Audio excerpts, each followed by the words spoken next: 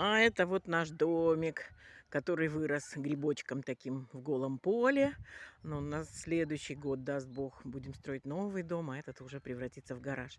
Вот там дальше туалет он поставил. Здесь уже вот сварил каркас для летнего душа, но пока еще не доделал. Это вот нам сосед бассейн отдавал, но он весь дырявый, будем выбрасывать. Но это его перевернуло. Он кверх ногами стоит. Такой был ветер ураганный, перевернуло бассейн. Вот, но думает Виталя, не думает, а пытаемся потихонечку средства изыскиваем. Бочки вон одну уже там бочку стоит, купил.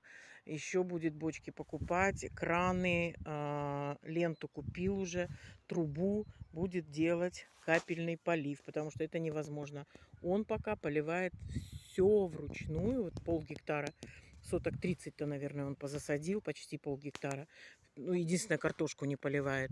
Все остальное поливает вручную, до ночи, с фонариком. Вкалывает пахарь, без техники никак. Ну вот теперь уже все. Даст Бог, гражданство получим, пенсионные сумеем забрать. И тогда уже Виталя планирует взять мини-трактор. Тогда уже будет ему помощь большая.